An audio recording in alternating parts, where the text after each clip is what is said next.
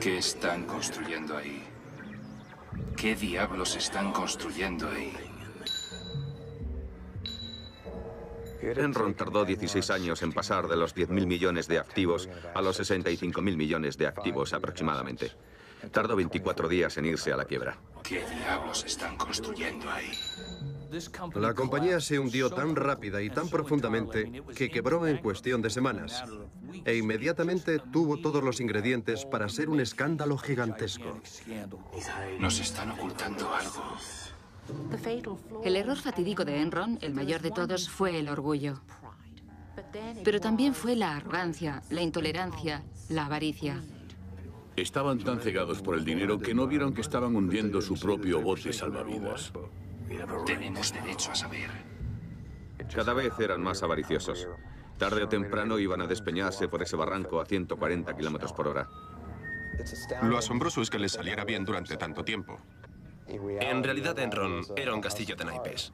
Lo que no sabíamos es que ese castillo de naipes lo habían construido sobre un charco de gasolina. Todo se quedó en agua de borrajas. Va a dar comienzo la vista. Trataremos una de las mayores quiebras en la historia corporativa de Estados Unidos. Lo que importa aquí es averiguar qué sucedió, quién fue el responsable y qué podemos hacer para prevenir que algo así vuelva a suceder de nuevo. En mi opinión, la historia de Enron nos resulta tan fascinante porque la vemos como una historia de cifras, una historia de transacciones complicadísimas, pero en realidad es una historia de seres humanos y una verdadera tragedia humana.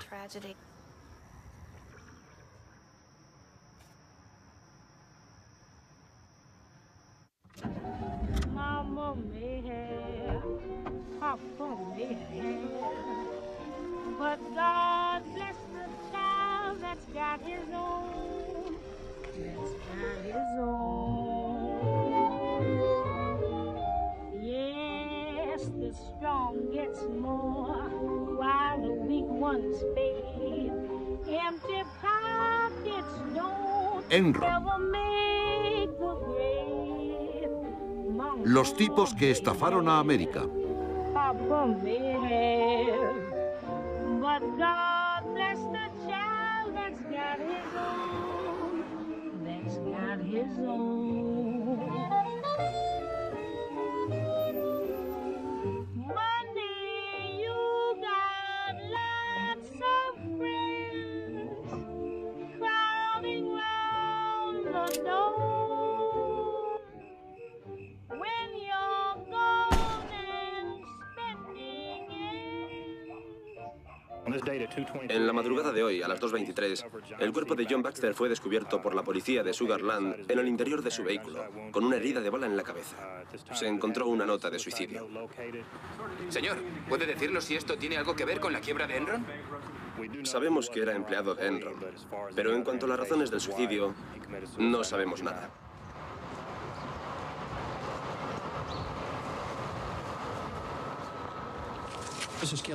Señor Skilling, permítame tocar un tema un tanto penoso. Me refiero, por supuesto, al suicidio de Cliff Buster. En su declaración inicial, usted dijo que era su mejor amigo. Antes de su muerte, ¿solía tener muchas conversaciones con él? Sí. ¿Y alguna de ellas estaba relacionada con Enron? Sí. No hay nadie que conociera a Cliff que no se diera cuenta al final de que estaba destrozado por lo que había pasado. Cliff vino a mi casa y me dijo, nos están llamando pederastas. Jamás podremos lavarnos esta mancha. Pero, señor Skilling, ¿usted no cree eso? No creo que... ¿No cree que la prensa ni quienes les insultaban a Cliff Buster o a usted o a cualquier miembro de la junta directiva les denigraban o manchaban su reputación? ¿No cree que tengan razón? ¿Es lo que usted está diciendo hoy aquí? En mi opinión, no hice nada malo. Nada que no fuera en el interés. En todo el tiempo en que trabajé en la compañía Enron, trabajé en beneficio de los accionistas de la compañía. ¿Quién fue el responsable de la caída de Enron en última instancia? Solo hace unos pocos años, Enron era la séptima compañía de la nación y estaba valorada en casi 70.000 millones de dólares. Los expertos la elogiaban como un nuevo modelo de empresa. En este parque operaban los mejores y más brillantes de Estados Unidos, trazando el rumbo futuro de la energía y la electricidad. En lo más alto de todo, cada uno con su propia escalera privada, Ken Lay y Jeff Skilling habían construido sus lujosos despachos privados. Los llamaban los chicos más listos de la sala. Eran los capitanes de un barco demasiado poderoso como para hundirse nunca. En el Titanic, el capitán se hundió con el barco. En Enron, a mí me da la impresión de que el capitán primero se concedió una prima a él y a algunos de sus amigos. Después se montó en un bote salvavidas con algunos de los peces gordos, mientras gritaba a los que quedaban atrás: «Todo va a salir bien». Al igual que Skilling, Ken Lay afirmaba no haber hecho nada malo. Podríamos hablar con usted, somos de la CNN. Hoy no, gracias. Aparte de la cuestión financiera, también hubo sospechas de una conspiración política. Enron había sido la empresa que más había contribuido a la primera campaña presidencial de George Bush. No es un asunto político, es un asunto empresarial. Enron había hecho donaciones a un montón de gente por todo Washington. Y ciertamente si acudían a este gobierno para que les ayudara, les salió mal. Decir que no hubo ayuda es como decir, no tuve ninguna relación política con ese hombre, el señor Lay. ¿Y qué me dice del hecho de que George Bush llame a Ken Lay el muchacho Kenny? Ese apodo es mío y me oiría llamárselo a mi marido. O sea que no se lo inventó el presidente. Desde luego que no. Según los datos que tenemos, su marido obtuvo ganancias por valor de $300 millones al vender sus acciones de Enron a lo largo de los últimos 4 años. ¿Qué ha pasado con todo ese dinero? Se acabó. Se acabó. No queda nada. Estos son los documentos triturados que tenemos como pruebas en contra de Enron. La gente que tenía información privilegiada de la empresa había estado liquidando acciones por valor de $1.000 millones durante los meses anteriores. ¿Convirtieron acciones por valor de $66 millones? No lo sé, pero no tengo conmigo los datos. ¿Le sorprendería saber que sí lo hizo? No, no me sorprendería. El señor Fastow solo obtuvo 30 millones de la venta de sus acciones de Enron, pero sacó otros 30 millones con sus operaciones indirectas. Pienso que hubo una reacción inmediata de indignación cuando la gente se enteró de la cantidad de beneficios que habían obtenido Lay, Skilling y Fastow y de lo sumamente artificial que había sido la compañía.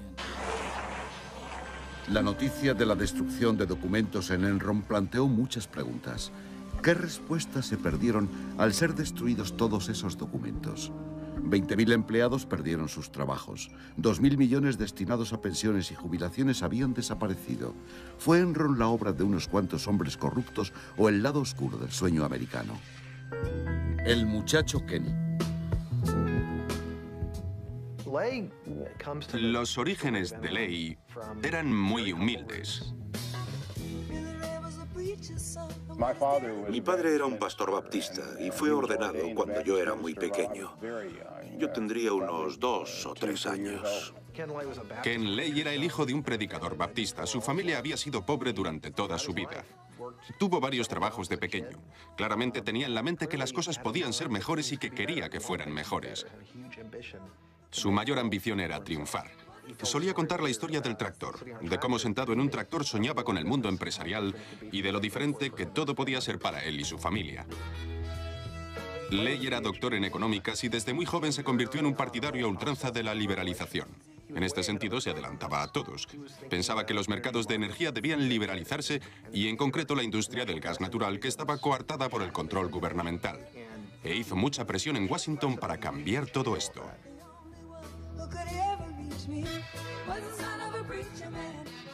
En Washington, Lay se unió a una nueva cruzada para liberar a los empresarios de las normas y regulaciones del gobierno. El gobierno no es la solución a nuestro problema. El gobierno es el problema.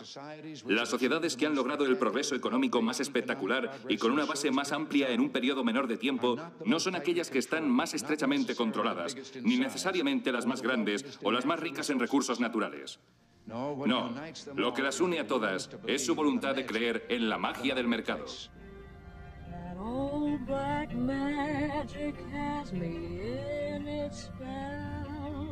El poder mágico de la liberación es lo que llevó a Ken Lay a fundar Enron en 1985.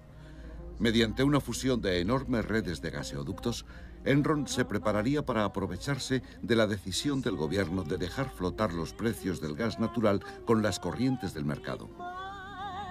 Ken Lay consideraba la liberalización desde el punto de vista de todo el dinero que podía embolsarse. Ken Lay no estaba solo. Un par de magnates tejanos del petróleo estaban de acuerdo con él en dejar al gobierno fuera de juego en el negocio de la energía. Creo que podían entenderse mutuamente. Era cortesía profesional entre una víbora y una serpiente de cascabel. Lay era más amigo del padre, pero mientras fue gobernador de Texas, George Bush no tenía ningún problema en hacer llamadas telefónicas por Ken Lay. No hay ni un solo precedente de esto. Esta es, con mucho, la relación más importante y decisiva entre la familia de un presidente y una empresa en la historia de los Estados Unidos. Cuando Rich Kinder, uno de los ejecutivos de Enron, se marchó de la compañía, Lay le preparó un vídeo de despedida. Rich, me han pedido que piense en algo que decirte en tu despedida de Enron. Y es esto. No te vayas de Texas. Rich, te has portado fenomenal con la familia Bush. No creo que nadie haya hecho más para apoyar a George. Y por supuesto, en este momento de mi vida y en la de Bárbara también, eso es lo que realmente importa, tu familia y tus amigos. Durante su mandato, George Bush padre se había encargado de que el gobierno destinara miles de millones de dólares en subsidios a Enron Internacional y ayudó a promover a Lay como embajador extraordinario de la liberalización. Enron es una compañía que negocia con absoluta integridad con todo el mundo.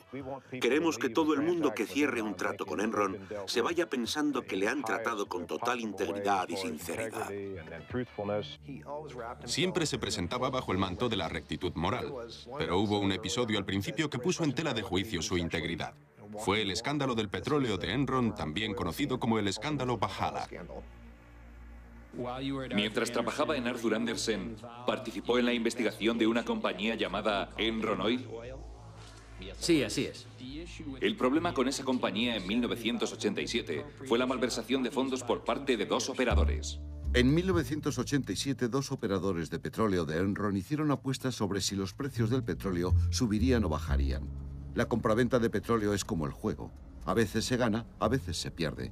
Pero Enron Oil parecía siempre ganar, para gran alegría de Ken Lay. Traté de explicarle a Ken Lay el tremendo riesgo que se corre en ese mercado. Puedes perder hasta 10 veces tu inversión original. Mike McElroy, un operador veterano, sospechaba de la estabilidad de los altos beneficios de Enron Oil. Este negocio de compraventa de petróleo tenía beneficios que nadie podía entender y que muchos de los lugartenientes de Ken Lay cuestionaban. Decían, este negocio no puede generar tanto dinero legítimamente. Algo raro está pasando. Algo raro estaba pasando. La primera pista fue un soplo anónimo sobre el presidente de la empresa, Louis Bourget. El señor Bourget había cogido más de 3 millones de dólares de los fondos de la empresa y los había ingresado en su cuenta personal. Había cuentas en paraísos fiscales, libros falsos y un rastro que iba desde el tesorero de la compañía Don Mastroeni hasta un misterioso especulador libanés que nadie podía encontrar, M. Yas. ¿Qué nombre sospechaba que era ese? El señor Culo. Y M. Smart. Bueno, es Maxwell Smart. Verá, estos tipos hacían juegos. Bourget y Mastroeni fueron llamados a Houston. Primero, presentaron a Enron documentos bancarios falsificados. Después, admitieron que habían desviado beneficios de la compañía a cuentas personales. Se avisó a los directivos de Enron. También se llamó a los auditores para que investigaran el asunto. En la reunión de la Junta, los auditores le dijeron a Lay que Bourget y sus operadores estaban manipulando ingresos, destruyendo documentos de operaciones de futuro y probablemente jugando más allá de sus límites. Al día siguiente averiguamos que la decisión de Lay fue básicamente no cambiar nada en lo que se refería a las operaciones. La razón que dio fue que esta era la única parte de la compañía conjunta que tenía beneficios y que no podía, por tanto, matar la gallina de los huevos de oro. No se despidió a los operadores, ni siquiera se les abrió un expediente. En lugar de eso, Enron envió un telex a Bourget. Por favor, sigue haciéndonos ganar millones. En lugar de reducir el riesgo de Enron, Lay alentó a sus operadores a jugar más, pero entonces su suerte cambió. 2 meses después me llama histérico diciéndome que habían extraído 90 millones de dólares durante los 5 días anteriores. Lo que podemos hacer es tratar de averiguar qué tipo de guerrilla hemos soltado allí. McElroy se subió al primer avión con destino a Nueva York. Sabía que Mastroeni tenía otra copia de los libros y estaba dispuesto a hacer lo que hiciera falta para conseguirlos. Me planté delante de Tom y le dije que iba a pasar una de dos cosas. O bien uno de los socios operadores que estaba compinchado con Bourget, un traficante de armas alemán, le mataría o que lo mataría yo. Le dije, te localizaré, te encontraré allá donde vayas, tarde o temprano te pillaré. Al día siguiente, Mastroeni vino con los libros originales. Los operadores habían especulado con todas las reservas de Enron. Gracias a su rápida intervención, McElroy se marcó un farol en el mercado y logró salvar la compañía. Después de lo de Valhalla, Ken Lay insistió en que se había sorprendido con la actuación tan imprudente de los agentes. Pero Ken Lay estuvo al corriente todo el tiempo de los riesgos que se habían tomado. Había visto los informes que le advertían del comportamiento de los intermediarios financieros. Desde la caída de Enron, Ken Lay ha afirmado que no se le puede responsabilizar de cosas que no conocía. Se parece a lo que dijo sobre Valhalla. ¿Usted cree que no lo sabía? Solo puedo responder por una cosa. Puedo responder por lo de Valhalla, porque Ken Lay sí que conocía lo que había pasado, porque yo mismo se lo había dicho. Los auditores le dijeron categóricamente al señor Ken Lay que debía despedir a los dos operadores culpables. Lay leyó el informe, leyó su presupuesto y calculó el dinero que esos dos ejecutivos le estaban haciendo ganar y cuánto perdería si los despedía. Mi conclusión es que este individuo antepone los beneficios a los escrúpulos en lugar de tomar medidas contra el fraude que se está cometiendo delante de sus narices. Mastroeni fue hallado culpable, pero quedó en libertad condicional. Bourget fue hallado culpable de fraude y cumplió 1 año de prisión.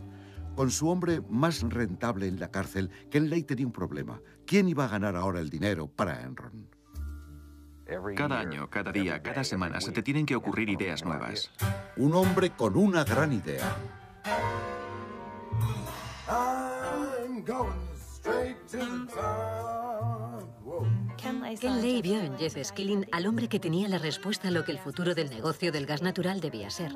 Ken Lay además se consideraba un visionario y le gustaba la gente con una gran imaginación. Le gustaba la gente con grandes ideas. Y Jeff Skilling era el que tenía las ideas más grandiosas. La mayor idea de Jeff Skilling fue encontrar una nueva fórmula para suministrar energía. En lugar de ceñirse al fluido físico del gaseoducto, Enron se convertiría en una especie de mercado de valores para el gas natural. Era una idea mágica nueva, transformar la energía en un instrumento financiero que pudiera cotizar como las acciones y obligaciones. Y esa era la gran idea. En 1992, usando esa gran idea, nos convertimos en el mayor comprador y vendedor de gas natural de Norteamérica. Jeff era como el profeta. Vino y dijo, ahí fuera hay todo un mundo nuevo esperándonos. Olvidaos de todo esto del gaseoducto, de las conducciones terrestres, del gas por aquí y por allá. Podemos volver a crear esta industria por completo. Amanda Martin, una abogada de Vinson y Elkins, fue una de las primeras ejecutivas que Jeff Skilling contrató y se convirtió en parte de su círculo íntimo. El entusiasmo se palpaba. No se imaginan lo orgullosos que estábamos todos de estar allí. Por supuesto, teníamos un jefe que nos transmitió la seguridad que nos hacía creer que si éramos listos, podíamos lograr cualquier cosa. Y lo esencial, empezamos a ganar dinero. Y eso en sí fue la reafirmación de que esto podía ser algo grande. Skilling vio la oportunidad de construir una nueva industria y de empezar un negocio desde cero. Pero antes de unirse a Enron puso una condición específica. Tendrían que autorizarle a utilizar un tipo especial de valoración de inversiones, llamado inversiones a precio de mercado. Arthur Andersen firmó y la Comisión de Valores lo aprobó. Recuerdo que entré y pensé, ¿qué está pasando aquí? Cosi y todo el mundo estaban entusiasmados. Trajeron champán. Nos habían concedido el sistema de valoración de inversiones a precios de mercado.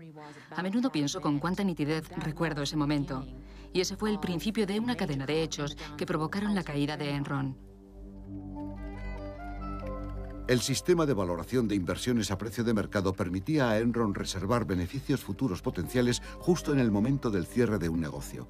Por muy pocos ingresos reales que la compañía tuviera de cara al exterior, los beneficios de Enron podían ser lo que Enron quisiera que fuesen. Muy subjetivo. Y dejaba la puerta abierta a la manipulación. Decían cosas como, dentro de 10 años venderemos electricidad de esta central a X dólares por kilovatio. Y no había manera de probar que eso se pudiera hacer. bueno. Hola, Ray. Buenos días. ¿Qué tal? Por fin, Me alegro de genial. verte. Jeff, me alegro de verte, Tom. Siéntate. Hemos trabajado mucho en esto y hemos tocado todos los registros. Mira lo que tenemos. Hicimos 20 millones el año pasado. Creo que este año podemos hacer 120 millones de dólares. Operaciones. Hicimos 10 millones el año pasado. Creo que podemos llegar a los 64 este año. Esta es la clave. Pasaremos del sistema de valoración a precios de mercado a algo que yo llamo CFH, Contaduría de Valor Futuro Hipotético. Si hacemos eso, podremos añadir tropecientos millones al balance final. Jeff, estupendo. Me parece fantástico. Jeff, gracias. Ha sido una actuación soberbia. Vas a llegar muy lejos, chico. Probablemente a director de la compañía algún día. ¿Tú crees? Estoy segura. Realmente pensaba que esa idea lo era todo, y que cuando se te ocurría una idea, lo lógico era poder asegurar los beneficios de esa idea inmediatamente, porque de lo contrario, alguien de menos valía se beneficiaría en el futuro de lo que se le había ocurrido a algún genio en el pasado. Cuando Jeff Skilling solicitó una plaza en la Facultad de Empresariales de Harvard, el profesor le preguntó si era listo. Respondió, soy puñeteramente listo. Uno de sus libros favoritos era El gen egoísta, un relato sobre cómo la naturaleza humana se ve dominada por la avaricia y la competitividad cuando se trata de transmitir nuestros genes. En Enron, Skilling quería dar rienda suelta a los instintos básicos de la supervivencia de los más fuertes. Jeff tenía una visión darwinista del funcionamiento del mundo. Era famoso por haber dicho al principio de estar en Enron que el dinero era lo único que motivaba a la gente. La idea de Skilling sobre cómo debía funcionar el mundo afectó completamente a todos los aspectos de la práctica corporativa en Enron. Instituyó el sistema llamado CRR o Comité de Revisión de Rendimiento. Según esto se clasificaba a la gente en una escala de 1 a 5. Más o menos un 10% eran un 5, y esa gente era la que había que despedir. De ahí que se conociera como clasificar y arrancar. Personalmente, pienso que el CRR es el proceso más importante que podemos llevar a cabo en la compañía. Todavía no he oído de ninguna compañía que haya tenido éxito despidiendo a un 15% de su plantilla cada año solo por el hecho de que los otros empleados les hayan votado. De manera que cuando ese grupo te está evaluando, estás conociendo de manera directa lo que Ken y yo pensamos que deben ser los objetivos de la compañía y cómo encajas en esos objetivos. Era un proceso brutal. Que un chico de 25 años pasara por ese tipo de evaluación y saliera con un buen resultado, y que como consecuencia de eso se le diera una prima de 5 millones de dólares, es algo que no se ha repetido muchas veces en la América corporativa. Nuestra cultura es una cultura dura. Es una cultura muy agresiva. Y en Enron, nadie era más agresivo que los operadores. Si voy a ir al despacho de mi jefe para hablarle de mi remuneración, y si pisarle el cuello a alguien va a duplicar esa remuneración, pues se lo piso. Así es como era la gente allí. En el lado de las operaciones bursátiles, llegamos a ser la casa más grande y más implacable de la ciudad. Si querías estar en el mercado, tenías que hacer negocios con Enron forzosamente. Los operadores de Enron eran como la pandilla de un instituto de élite con la que ni siquiera se atrevía a meterse el director. Se habían convertido en el motor más importante de los beneficios que declaraba la compañía. Abrazaron la creencia de Jeff Skilling y Ken Lay en el mercado libre y la convirtieron en una ideología. Pero la presentaron casi como una nueva religión económica. Enron Online cambiará los mercados de muchísimos artículos de consumo. Está creando un mercado abierto transparente que reemplaza al oscuro y ciego sistema de hasta ahora. Es muy simple. Enciendes tu ordenador y ahí lo tienes. Esa es nuestra visión. Estamos tratando de cambiar el mundo. Pregunta ¿por qué? Creo que Jeff Skilling quería desesperadamente creer que Enron era un éxito. Creo que se identificaba con Enron. Y en un momento dado proclamó, yo soy Enron. Otra cosa acerca de la gente de Enron es que muchos de ellos habían sido gente muy poco interesante, incluido Jeff Skilling. Skilling estaba gordo, tenía gafas de culo de vasos, estaba quedando calvo y un día se levantó y decidió cambiar totalmente. Empezó a hacer ejercicio y adelgazó mucho. Realmente se convirtió en una persona nueva a base de pura fuerza de voluntad y empeño. Cuando Jeff se operó la vista con láser, todo el mundo en Enron hizo lo mismo y nadie volvió a llevar gafas. En mi opinión, Jeff Skilling es realmente una figura trágica en el sentido clásico de la palabra. Es alguien a quien todo el mundo describe como un puro genio, pero también es radicalmente diferente de la imagen que él a veces pretende dar de sí mismo. Una persona que no corría riesgos así como así. En realidad era un jugador. Perdió enormes sumas de dinero antes de cumplir los 20 años por asumir riesgos descabellados en el mercado. Para Jeff Skilling el riesgo tenía glamour. Le gustaba asumir riesgos enormes. Hablaba de los viajes que quería hacer, unos viajes tan peligrosos que incluso podía morir de verdad. Y esto se materializó en las excursiones que organizaba para un pequeño grupo de amigos y clientes.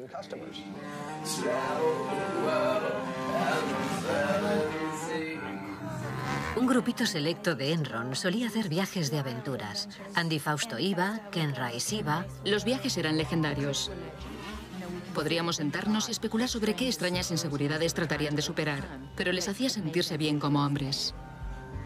Hicieron un viaje a Baja especialmente memorable, 1900 kilómetros de terreno muy accidentado en México.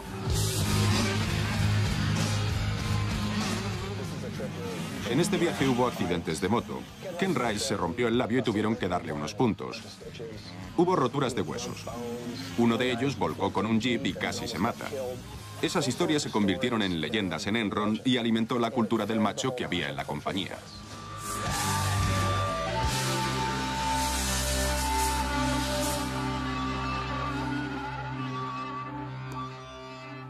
Jeff Skilling tenía una forma curiosa de describir a la gente que le gustaba. Decía, me gustan los tipos incisivos. Le gustaba la gente con carácter.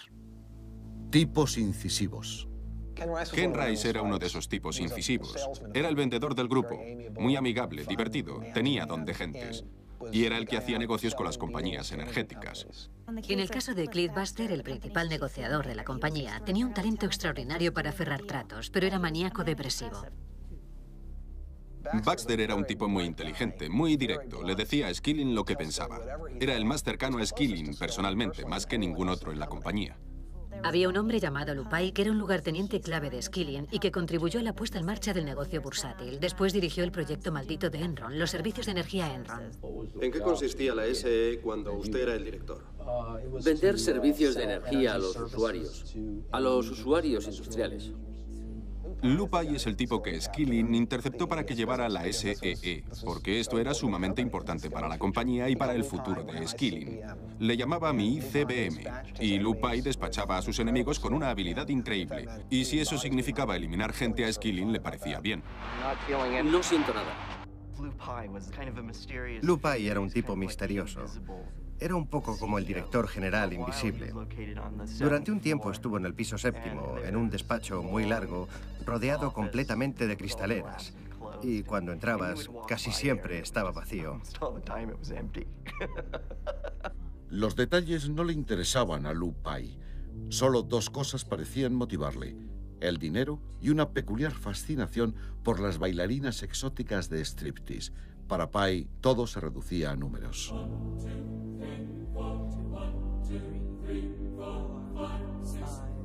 Iba allí todas las noches después del trabajo y solía llevarse a alguno de los operadores. También se gastaba bastante dinero. La mayoría de los gastos se cargaban a la cuenta de Enron. Había rumores de que se llevaba a las strippers a la planta de los operadores.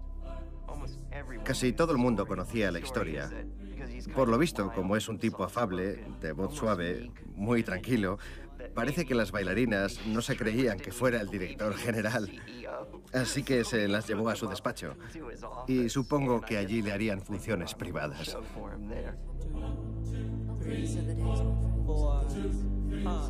Una noche estaba en el club y uno de los chicos dijo: Lu, todos los que estamos aquí somos solteros, no tenemos ningún problema. Pero ¿cómo haces para que tu mujer no huela el perfume de las bailarinas?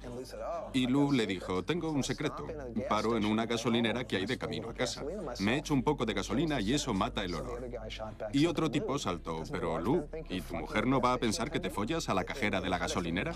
Mira que decirle eso a Lupai, todo el mundo se horrorizó. Pasó un ángel por la mesa. Lupai no era un tipo con el que se pudiera bromear. 2 días después, el tipo que hizo la gracia, según la leyenda, fue enviado a Calgary, Canadá. En cuanto los números fueron lo bastante altos, Lupai perdió todo el interés en dirigir la división SEE. Hice aproximadamente $100 millones. No sé si la cifra es correcta, pero 20 millones, más o menos. De hecho, se fue de Enron con más millones que nadie, 250 millones, porque vendió todas sus acciones de Enron al divorciarse de su mujer para casarse con su novia bailarina, con la que tuvo un hijo. Su marcha de Enron fue tan misteriosa como su presencia allí. Simplemente un día supimos que Lou Pai ya no era el director general de SEE. Mientras Lou Pai huía de Enron con 250 millones de dólares, la división de la que se había hecho cargo perdía un total de casi 1.000 millones de dólares. Pero Enron se las arregló para ocultar el hecho. Lou Pai se convirtió en el segundo terrateniente de Colorado. Los números, siempre eran los números y los cálculos. Verá, para mí la mitología de todo esto es una mitología de instituto. Es decir, quieres ser el chico más popular de Wall Street y vas a hacer lo que sea para serlo. Y Jeff entendía estas reglas mejor que nadie. Quiéreme, quiéreme. Los norteamericanos están ganando mucho dinero con las acciones. La bolsa estuvo a punto de alcanzar ayer máximos históricos. La bolsa continúa su marcha alcista del jueves. Dow Jones cotizó a casi 61 puntos. Hasta la persona con menos disponibilidad económica de repente empezó a invertir en bolsa porque nadie podía perder, porque las acciones no dejaban de subir y subir. Otro día, otro récord. Las acciones de tecnología de Internet se han disparado. Dow Jones ha cerrado a 7.895.81, el valor más alto de la historia. Fue la época que tuvimos el mayor mercado alcista de la historia del mundo. Y Ken Lay estuvo ahí, haciendo de animador. Nuestras acciones están cotizando muy bien. Hay muchas probabilidades de que volvamos a ver doblar los precios de nuestros valores durante el próximo año.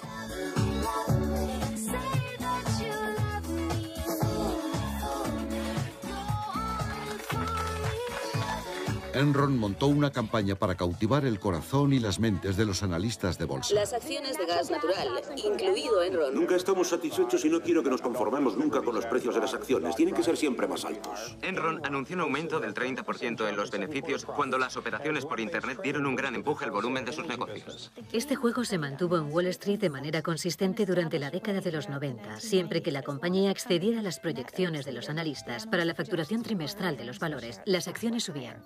El juego se llamaba hinchar y retirar. Los altos ejecutivos provocaban una subida en la cotización de las acciones y luego cobraban sus opciones multimillonarias. La gente de Enron recibía gran parte de su salario en acciones. Todo el mundo tenía gran interés en que se dispararan los precios de los valores. Y eso venía motivado por la facturación de cada uno de los trimestres. Eran conscientes de ello. Skilling lo era y todo el mundo en la empresa lo era. Se anunciaba la cotización en el ascensor. Estábamos rodeados por la salud de la compañía. ¿Cómo va el mercado de valores? Nos consumía. La compañía estaba obsesionada con el precio de sus acciones y se centró en una gigantesca campaña de relaciones públicas para convencer a la comunidad inversora de que era una nueva compañía, diferente, innovadora, casi como que era el heraldo de una nueva era en la iniciativa empresarial. Ven a trabajar con nosotros. Animamos a nuestra gente a hacer cosas nuevas, a probar cosas nuevas, a dar un paso más allá. Empezamos atrayendo al tipo de personas que se sienten bien en un entorno cambiante. Cuando trabajas para Enron vas a ver una nueva forma de pensar, vas a ver abrirse los nuevos mercados. Enron Online, una historia realmente fabulosa. Eran tan buenos actores que convencieron a la Norteamérica corporativa de que eran más listos que nadie. Alan, con nuestras más sinceras gracias y admiración, nos complace entregarte el premio Enron por un distinguido servicio público.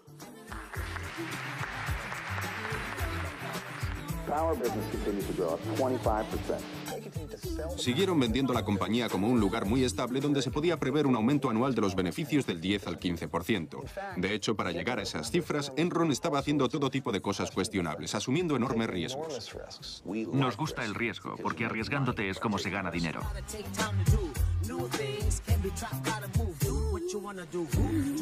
En opinión de todos, Enron crecía a un ritmo vertiginoso. Pero la realidad era que los beneficios no aumentaban. Iban en la dirección opuesta. Enron tenía grandes empresas de gas natural repartidas por todo el mundo. Había costado miles de millones montarlas, pero el rendimiento de la mayoría era desastroso. Pero en otros lugares del mundo, en India, ha sido un trimestre fantástico y un gran año en India. La fase 1 de Dove Hall está en marcha y generando electricidad. La fase 2 está financiada y se está construyendo ya. En mi experiencia siempre ha habido lugares donde era mejor no meterse para nada. Y uno de ellos, por ejemplo, era la India. Construyeron una central de energía en la India. Nadie más habría hecho una cosa así en esos tiempos. Tenían un miedo atroz a invertir en la India y Enron lo hizo a lo grande. Pero Enron no fue capaz de ver algo muy básico. India no podía pagar la energía que la central de Enron producía. En la actualidad, Dove Hall es una ruina. A pesar de que Enron perdiera $1.000 millones en el proyecto, pagó primas multimillonarias a sus ejecutivos basándose en unos beneficios imaginarios que nunca llegaron a materializarse. ¿De dónde iba a salir el dinero de verdad? Por supuesto, la presión era enorme. Se te tenían que estar ocurriendo cosas constantemente para salir de la situación. El fracaso no estaba contemplado. Avalancha de compras al 100% en el mundo corporativo. La mayor, Enron anuncia la compra de Portland General. La fusión con la PGE supuso la entrada de Enron en el negocio de la electricidad. La posición estratégica de Portland le abría a Enron las puertas de la costa oeste y del recién liberalizado mercado de California. La fusión, creemos, nos pone en una situación única para convertirnos en el mayor comercializador de electricidad y gas natural al por mayor y al por menor a nivel nacional. Todo esto lo provocó la liberalización. Dijeron que no sobreviviríamos a menos que uniéramos fuerzas. Yo jamás había oído hablar de Enron hasta que nos iban a comprar. Se infiltraron aquí y cuando compraron la PGE, Enron se quedó con todas las acciones. Les fueron poniendo su sello una a una. Entonces me di cuenta de que todo el mundo que compraba acciones de Enron estaba duplicando su dinero. Y desde entonces metí todo el dinero de mi plan de pensiones en Enron. Portland, otra vez, buenos ingresos y flujo de efectivo. Es lo que llaman en Wall Street una historia segura. Gente que había sido desde siempre empleada del gasoducto mantenía todo su dinero en la compañía porque pensaba que era una inversión tradicional y segura, como siempre había sido, pero las cosas ya no eran así. ¿Debemos invertir todos nuestros planes de pensiones en acciones de Enron? Por supuesto, ¿no estáis de acuerdo?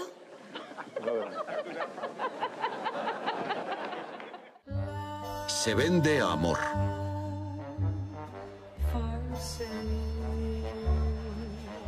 Enron es el gran ganador de hoy. Una de las cosas que me fascinaron fue que casi todos los analistas de Wall Street que cubrían a Enron recomendaron sin ninguna duda la compra de las acciones de la compañía. ¿Por qué los analistas no vieron el engaño de la compañía? Nos guiábamos por la información que nos daban. Confiaba en la integridad de los balances financieros auditados de la compañía y en la de los representantes de la dirección de la compañía. Hemos sido totalmente francos con los analistas. Jeff Skilling fue el componente clave en la creación de la fantasía Enron.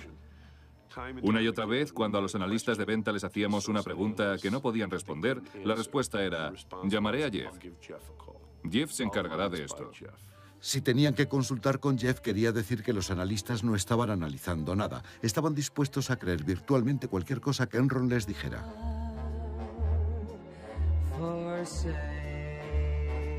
La mayoría de los analistas en este momento predicen que podremos llegar a los $115 por acción. El analista que no comulgara con la postura de la compañía se convertía en enemigo de Enron. El director financiero de Enron, Andy Fastow, no le quitaba los ojos de encima a John Olson, uno de los pocos analistas que se mostraba escéptico con la historia de Enron. Enron quería analistas que recomendaran firmemente la compra. Merrill recibió órdenes de Fastow de que o buscas a alguien que esté con nosotros y recomiende totalmente la compra y nos admire, o dejamos de hacer negocios contigo. Sabía que mis días estaban contados. Esto es un abuso. Merrill Lynch despidió a John Olson. Poco después, Fastow remuneró al banco con 2 negocios de inversiones bancarias por valor de $50 millones. Los analistas recibían rutinariamente grandes primas de los departamentos de inversión bancaria por conseguir negocios de inversiones bancarias. Y una vez que pasaba eso, nunca oías una palabra de desánimo. Mientras las acciones de Enron seguían subiendo, la compañía seguía perdiendo dinero. Viendo las altas cotizaciones que alcanzaban las acciones de dot-coms, Skilling decidió llevar a Enron al ciberespacio. Estamos en el proceso de ver si podemos crear un mercado de valores de banda ancha. Enron está utilizando su experiencia en la compraventa de gas para comerciar con otras formas de energía, incluso con el espacio de esa autovía de la información llamada banda ancha. Ken Rice lleva 20 años trabajando para Enron. Enron ha hallado el modo de estar a la cabeza de las cosas. Desde las 7 de la mañana hasta las 7 de la tarde estamos pagando un ancho de banda que no utilizamos. ¿Por qué? ¿Por qué? Uno de nuestros lemas aquí es preguntarnos por qué. ¿Por qué se hace algo de cierta forma o por qué no se hace algo de forma diferente? Es nuestro mercado. ¿Por qué no podemos vender ancho de banda a otras compañías? Convertirlo en un artículo de consumo, como las chuletas de cerdo. Enron ha creado el mercado para comprar y vender ancho de banda como si fuera un artículo de consumo. Pregunta por qué. La semana pasada Enron captó la atención de Wall Street con su jugada del ancho de banda, asociándose con Blockbuster para comercializar en Internet la entrega de películas a la carta. Fue como estar en la reunión de una secta religiosa. La gente empezó a saltar de sus asientos con sus móviles y sus Blackberries y a correr por los pasillos para llamar a sus jefes. Uno de los analistas resumió su recomendación a los inversores con una sola palabra: ¡wow! Las acciones de Enron se dispararon un 34% en 2 días. Se puede deducir por la respuesta de la bolsa que les gustó la estrategia y es lógico. Anunciaron que habían desarrollado la tecnología que estaría en el mercado a finales de año. Y la tecnología funciona, la calidad es genial y a los clientes les gusta, así que hemos dado un gran paso. La verdad era que Enron estaba teniendo problemas con la tecnología del vídeo a la carta.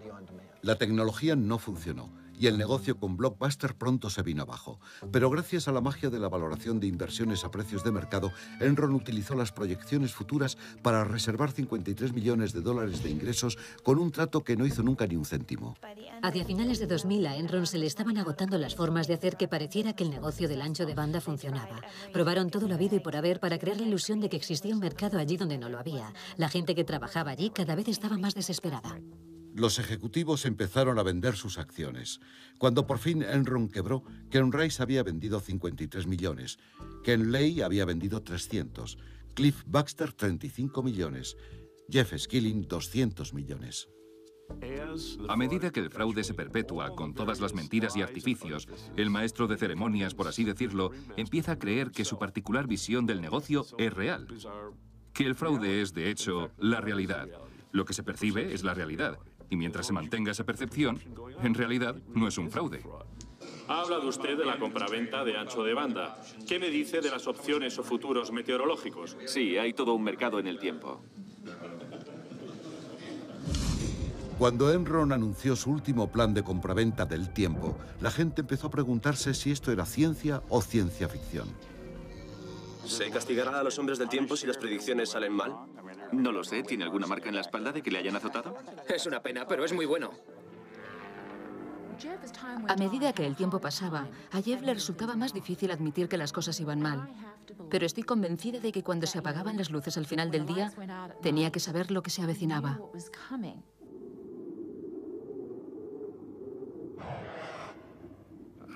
Lo compararía con el Titanic, cuando tienes un capitán que está diciendo mantenga la máxima velocidad y chocan contra un par de icebergs, pero siguen a toda marcha. El capitán de este barco, el Enron, ignoró todas las señales de advertencia, y eran muchas. Y el capitán del barco era... Kenneth Lay.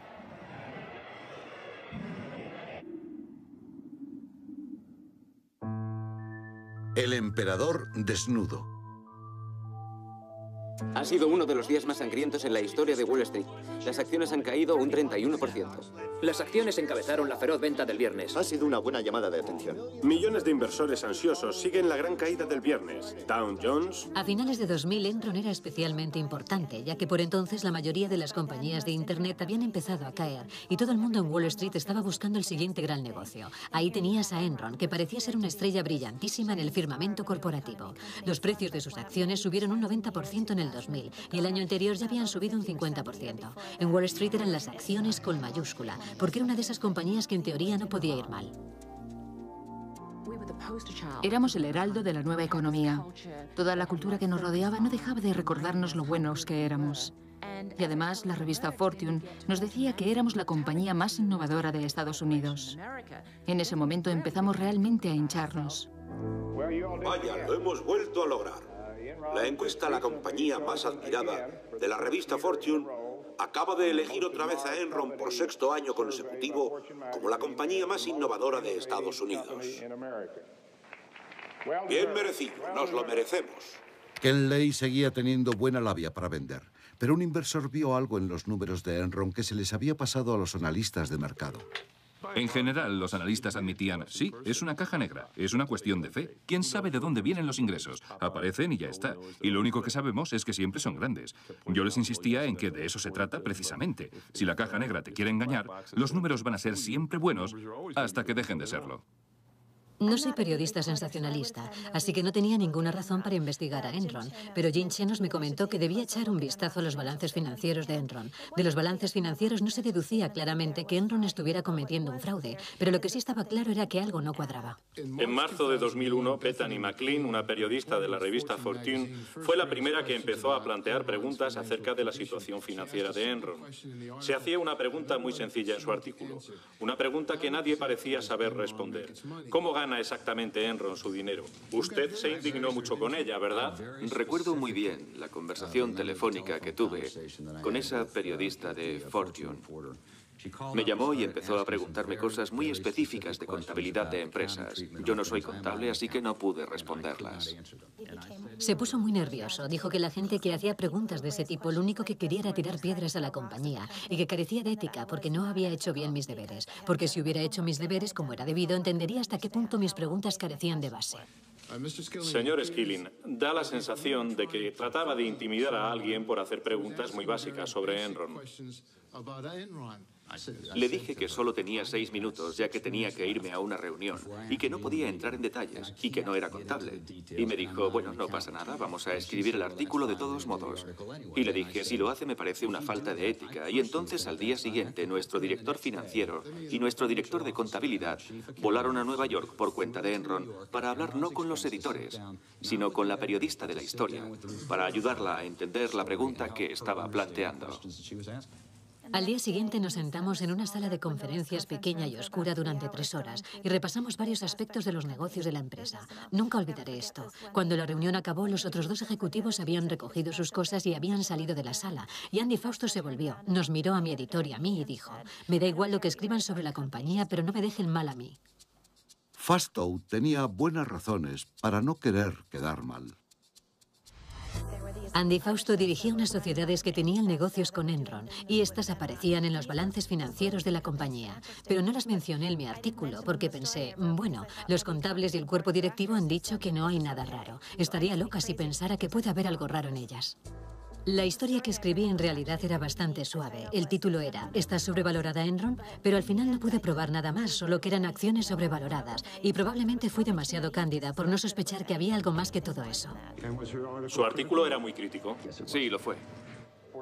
El titular del artículo de la revista Fortune era ¿Están sobrevaloradas las acciones de Enron? La idea principal del artículo es que Enron es una especie de caja negra, lo cual, lo siento, es verdad. Quiero decir que es bastante difícil mostrar a la gente los detalles de cómo fluye el dinero, sobre todo en los negocios al por mayor.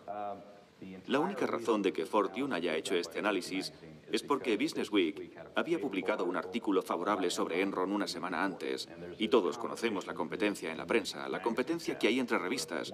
Cuando alguien dice algo bueno, el otro tiene que decir algo malo. Creo que esa es la génesis de todo esto, de manera que esta crítica me parece algo ridícula. Cuando Bethany McLean de la revista Fortune empezó a analizar la liquidez de la empresa y escribió un maravilloso artículo que decía echen un vistazo a la liquidez del primer trimestre, del segundo, del tercero y de final de año, ella no invirtió en Enron por una razón. Las finanzas de Enron no cuadraban, pero tienes que estar dispuesto a decir en voz alta que el emperador está desnudo y este emperador era muy poderoso. Hoy vamos a desvelar una nueva visión corporativa. Vale, ¿listos? 1, 2, 3. ¿Cómo lo veis? Es realmente difícil decir cuándo Enron traspasó por primera vez los límites de la legalidad, pero no hay duda de quién fue la persona que llevó a la compañía a hacer eso. Era un protegido de Jeff Skilling llamado Andy Fastow. El aprendiz de brujo.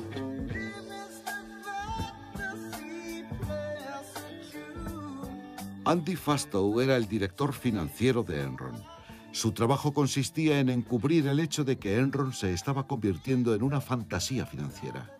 Enron estaba esencialmente perdiendo liquidez año tras año, pero seguía anunciando beneficios, es decir, estaba desafiando las leyes de la gravedad financiera. Y lo estaba haciendo con algo llamado finanzas estructuradas. Y el maestro de todo eso en Enron era Andy Fastow. Andy era muy joven. Jeff Skilling lo contrató seguramente antes de que cumpliera los 30 años e idolatraba a Jeff. Y ciertamente quería complacer a su jefe. Para complacer al jefe, Fastow tuvo que ingeniárselas para mantener una cotización de las acciones siempre a la alza, escondiendo el hecho de que Enron había incurrido en una deuda de 30.000 millones de dólares. La presión de mantener las acciones al alza ocasiona que la gente empiece a hacer trampas. Pero entonces llega el siguiente trimestre y tienes que hacer un poquito más de trampas para cubrir las trampas anteriores. Y cuando te das cuenta, has creado una bola de nieve que no puedes detener. Fastow creó cientos de compañías especiales para que realizaran un truco de magia, mantener las acciones de Enron a flote haciendo desaparecer la deuda. Para los inversores exteriores parecía que el dinero no dejaba de entrar por la puerta. En realidad, Enron solo estaba escondiendo su deuda en las compañías de Fastow, allí donde los inversores no podían verla. Era magia negra, en serio. Se sacaban conejos del sombrero.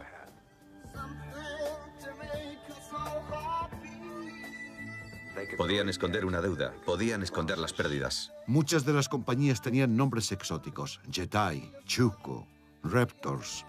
LJM era la creación más ambiciosa de Fastow. Harían maravillas para Enron y le permitiría a Fastow crear 45 millones de dólares por arte de magia para él.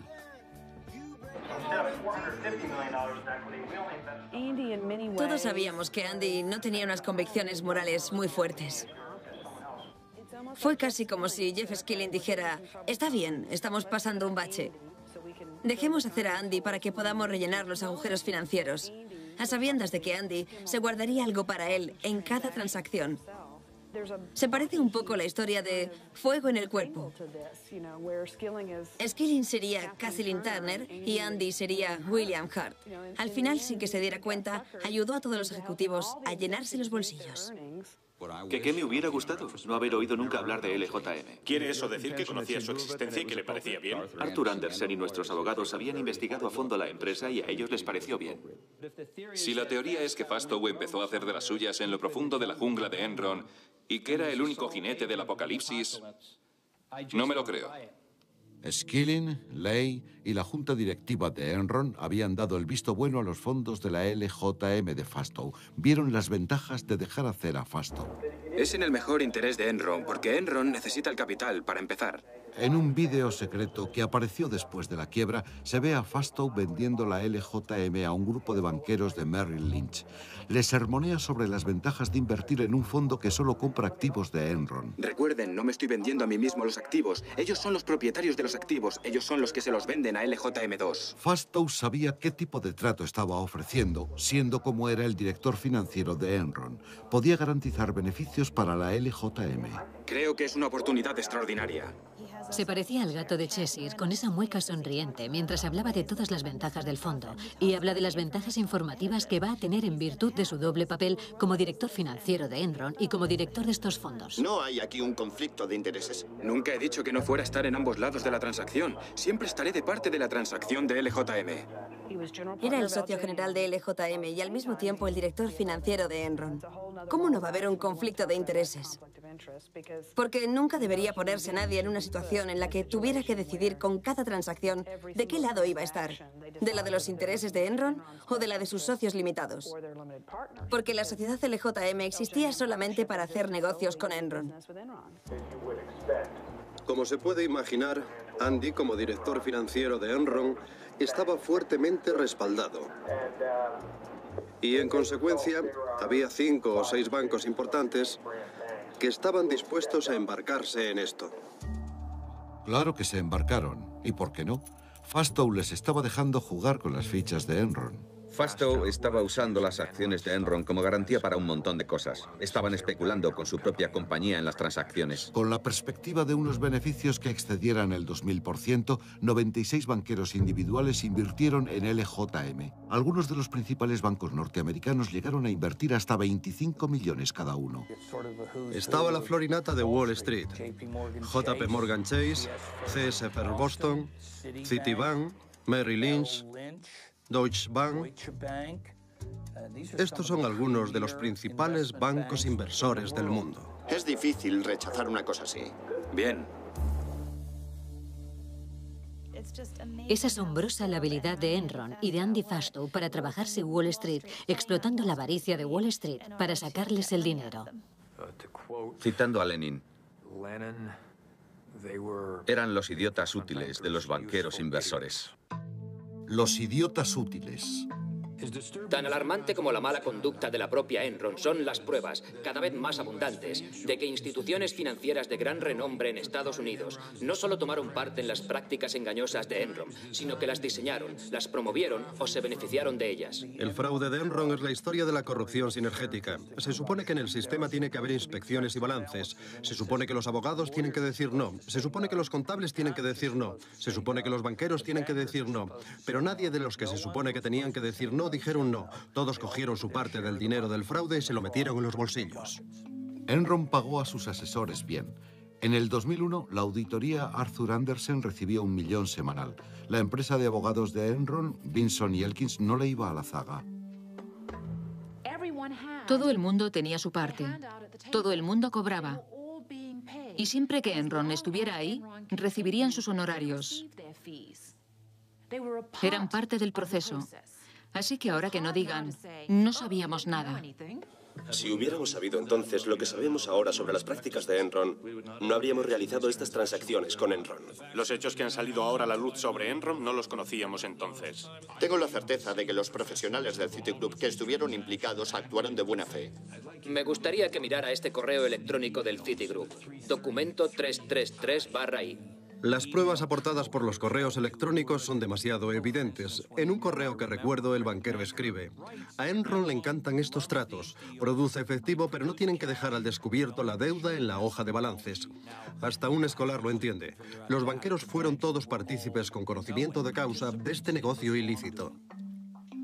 Merrill Lynch ayudó a Enron a maquillar sus libros, fingiendo la compra de un activo existente de Enron, cuando en realidad lo que estaba haciendo era conceder un préstamo. Esta farsa de contabilidad se refería a la venta de 3 barcazas nigerianas. Nigeria está muy lejos de Manhattan. Sin embargo, por alguna razón, hacia finales del cuarto trimestre de 1999, Merrill Lynch de pronto decidió comprarle a Enron 3 barcazas nigerianas de energía. Las barcazas nigerianas no tenían nada que ver con los negocios de Merrill Lynch. Era una transacción descaradamente ilegal. Se trataba solo de comprarlas para sacarlas de los libros de Enron y que Merrill Lynch se las guardara durante 5 meses y que luego Enron se las volviera a comprar. Señor Martin, ha testificado aquí hoy que no hubo garantía y lo ha dicho bajo juramento. Aquí hay un documento que dice que el director de toda su división iba a confirmar ese acuerdo. No lo entiendo. Pregunta por qué, gilipollas. A lo largo de 2001, Skilling se fue deprimiendo cada vez más. Siempre había sido un hombre temperamental, pero la gente que lo conocía dijo que cada vez lo veían más imprevisible. Se presentaba al trabajo sin afeitar, con los ojos vidriosos. Creo que ese era el resultado del conflicto que se operaba en su interior, al tratar de conciliar 2 ideas opuestas. Por un lado, Enron, la superestrella corporativa, y por otro, la sensación de que todo se venía abajo. Las primeras grietas en la imagen pública de Skilling aparecieron durante una teleconferencia con los analistas en abril del 2001. Y entonces Jeff Skilling empezó a responder a las preguntas. Y a la mitad de la sesión hubo una pregunta. Era un comentario en voz alta bastante directo sobre por qué Enron, si era una compañía de servicios financieros, como decía ser, no podía publicar un balance de sus ingresos como la mayoría de las instituciones financieras hacían. Ustedes son la única institución financiera que no puede presentar un balance o una declaración de flujos de efectivo de sus ingresos. Bueno, mire... Bueno, muchas gracias. Gracias por su comentario. De nada. Gilipollas. Se oyó perfectamente a Skilling decir gilipollas. Y entonces dijo gilipollas. Tengo entendido que le llamó gilipollas.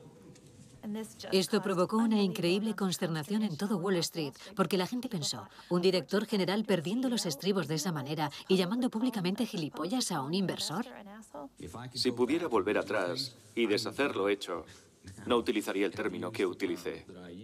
Mark Palmer, director de Relaciones Públicas de Enron, incluso le pasó una nota a Skilling aconsejándole que se disculpara. Skilling cogió la nota y la metió entre una pila de papeles. Después los operadores de Enron, que se habían reído cuando Skilling le llamó a ese tipo gilipollas, le hicieron una seña. Era una variante del lema de la casa Pregunta por qué, que decía, pregunta por qué, gilipollas. ¿Por qué, gilipollas? Yo creo que Jeff estudió las cifras y vio que teníamos un déficit gigantesco. Fue la única vez que le vi realmente preocupado con la cotización de las acciones. Y no paraba de decirme, no sé qué diablos voy a hacer.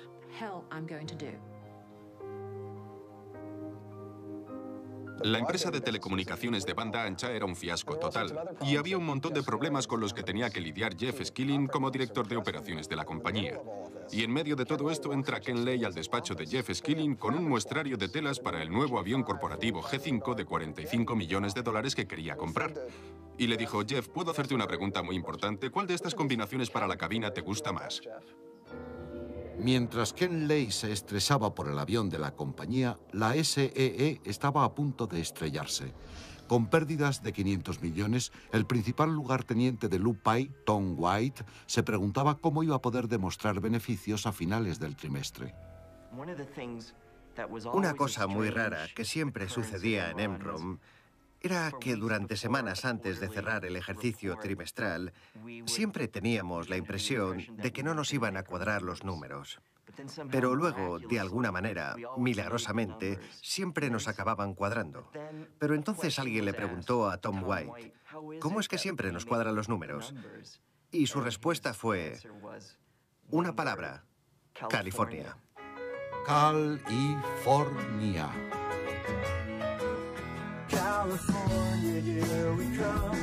Las primeras pistas que apuntaban a la nueva estrategia de Enron cogió a California por sorpresa.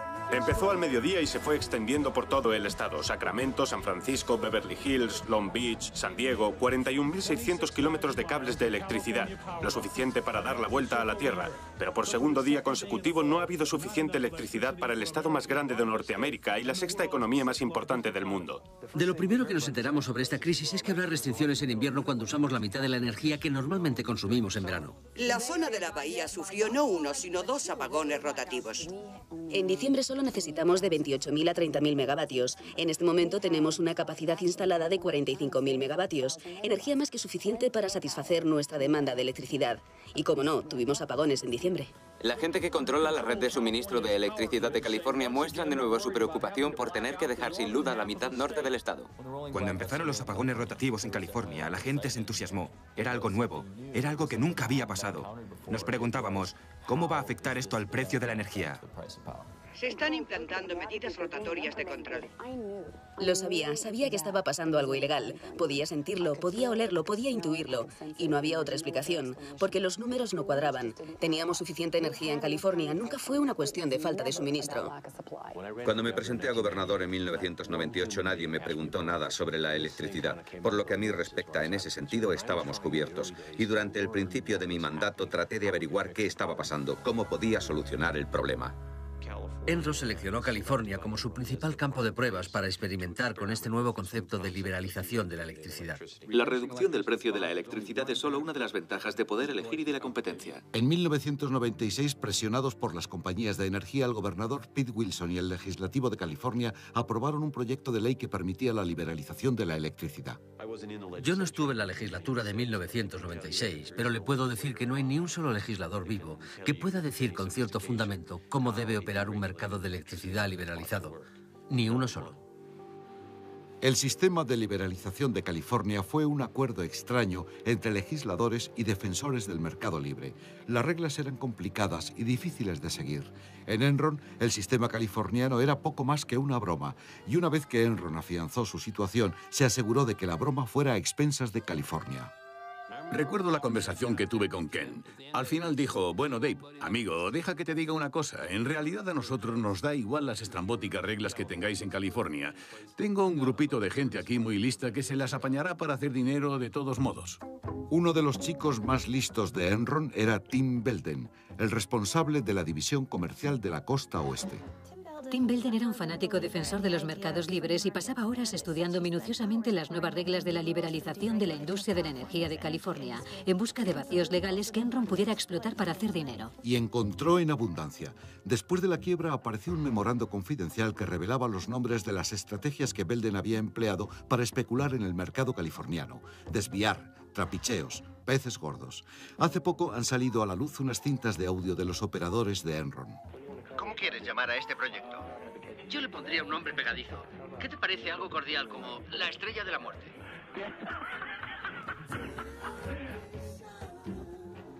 Las cintas revelaban el desprecio de Enron por cualquier valor que no fuera hacer dinero. Hola, John, soy Tim. Los reguladores están alarmados. Les preocupa que estemos desviando energía fuera de California. Le están robando a California 1 o 2 millones. ¿Puede repetirme eso? Está bien. Recibe 1 millón o 2 diarios por arbitrar el mercado californiano.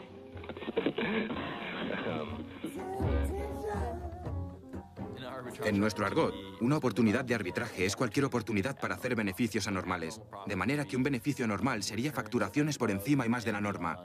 Me enseñaron que un buen operador es un operador creativo, y un operador creativo es un operador que puede encontrar oportunidades de arbitraje. Una de esas oportunidades se denominaba rebote. Hasta la vista, chicos. Me llevo la mía al desierto. En plena crisis de energía, los operadores de Enron empezaron a exportar electricidad fuera del estado. Cuando los precios se dispararon, dejaron de hacerlo. Estamos exportando como unos cabronazos. ¿Haciéndote rico? Intentándolo. Después de trabajar hasta 12 horas, los operadores se quedaban a estudiar minuciosamente los mapas de la red de suministro de energía del oeste, cuáles eran las permutaciones y combinaciones para mover la energía por todo el oeste, y creo que eso es algo que Enron conocía mejor que ningún otro distribuidor de energía del país. Conocemos todas las importaciones de California, conocemos el volumen de California. Nos están malcriando con todo este dinero. Has dicho que empieza a darte miedo estar haciendo tanto dinero, y me parece que estoy de acuerdo contigo. Estos son 2 operadores. ¡Operadores! Esto es lo que dicen. Lo que hicimos fue sobrecontratar la línea de transmisión sobre la que teníamos los derechos y decir a los servicios públicos de California, si queréis usar la línea, pagadnos. Cuando nos pagaron lo que pedíamos, los apagones ya habían empezado en California y el precio de la electricidad se disparó. ¿Tenía conocimiento de que estaba pasando esto? De la única cosa que tenía conocimiento, senadora, es de que había una diferencia de opiniones respecto a las reglas del sistema de operadores independientes. Así estaba establecido, las reglas no eran lo bastante claras. Los operadores de Enron de este documento admitieron haber hecho algo malo, pero usted no ve nada malo en ello. Tengo una última pregunta y ya acabo. Los operadores no tardaron en descubrir que cerrando las centrales de energía podían generar artificialmente problemas de escasez que dispararían más los precios. Hola, soy David, te llamo de Enron. Ajá. Por aquí no hay mucha demanda de energía. Si cerramos, ¿puedes ponerla en funcionamiento de nuevo en 3 o 4 horas? Claro. Entonces ve y ciérrala, ¿te parece? Vale. Cuando ves que 2 o 3 compañías de energía han bajado un 30 o 35% de su rendimiento debido a problemas de mantenimiento en un solo día y que como resultado el precio de la electricidad se dispara un 300 o 400% y que una semana más tarde alguien hace lo mismo en el norte de California, empiezas a creer que algo huele a podrido en Dinamarca. Queremos que seáis un poco creativos. Vale. Buscad una razón para interrumpir el funcionamiento. Un apagón forzoso, por ejemplo. Exacto. Esos tipos, solo con apretar un interruptor, podían controlar la economía de California en cuanto quisieran. Y lo hicieron. Ganaron tantísimo dinero. La pena de todo esto es que una industria con una historia que se remontaba a cientos de años atrás, a los tiempos en que Edison construyó el mejor sistema eléctrico del mundo, una industria que siempre había vendido la energía a los consumidores a un precio razonable y que era muy fiable, de pronto se convertía en un casino. Con estas estrategias, Enron ganó algo de dinero. Pero el dinero de verdad vino de la predicción de que el precio de la energía subiría. Y lo hizo. Y los operadores de la costa oeste le hicieron ganar a Enron casi $2.000 millones.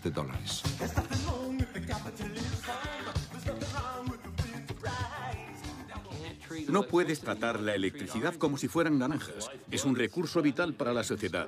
No se puede almacenar. No puedes dejar suelta a esta gente y permitir que tenga un mercado libre de cotización, porque un mercado libre le sale carísimo a los consumidores. Habrá un amplio suministro disponible al puto precio justo. Ya te digo. No fue solo Enron. Todas las compañías hacían negocios según las reglas que California había establecido. Somos el futuro de Enron. Y le estamos haciendo ganar a Enron unos puñeteros $500 millones. ¿Puedes creerlo? Seguro que me jubilo a los 30. Estamos hablando de un artículo de consumo con una cotización normal que ronda los 35 o 45 dólares. Una cotización alta es cuando llega a 50, pero $1.000. La cotización no va a estar siempre en los 1.000 pavos. Elimina a la gente débil del mercado. Elimina a esa gente y verás cómo la gente fuerte se queda. Los operadores de Enron no se pararon a pensar, un momento, ¿esto que estamos haciendo es ético? ¿Nos conviene a la larga? ¿Nos va a ayudar en algo expoliar a California completamente? ¿Fomenta nuestros objetivos de liberalización a nivel nacional? En lugar de eso, buscaron todos los vacíos legales que pudieron para aprovecharse del sufrimiento de California. Las temperaturas en California superan los 38 grados centígrados, lo cual alimenta los incendios y el miedo a que la sobrecargada red de suministro de energía californiana pueda volver a colapsarse. ¿Qué está pasando? Hay un incendio en la línea principal. Hemos bajado de 4.500 a 2.100 gigavatios. Arde. Venga, arde. ¡Qué maravilla! Nunca me sentí cómodo trabajando para Enron. Y si tenía preguntas, no las hacía porque no quería saber la respuesta. No quería haber confirmado lo que ya sospechaba, que lo que estaba haciendo era realmente algo impropio, o por lo menos poco ético, por no decir peor. ¿Por qué los operadores hicieron lo que hicieron? ¿Fue por las primas multimillonarias que recibían o es que Enron había encontrado la manera de explorar el lado más oscuro de la naturaleza humana? A principios de los 60, Stanley Milgram trató de establecer los rasgos característicos de la gente malvada. Había una cepa mala de gente o era posible que personas normales pudieran hacer cosas realmente deplorables. De manera que ideó un experimento. En el experimento contaba con un actor que interpretaba a un sujeto experimental y un sujeto experimental de verdad. ¿Puede entrar aquí y sentarse?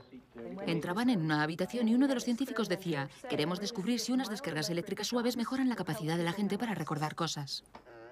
Incorrecto. Ahora recibirá una descarga de 75 voltios. Aire suave.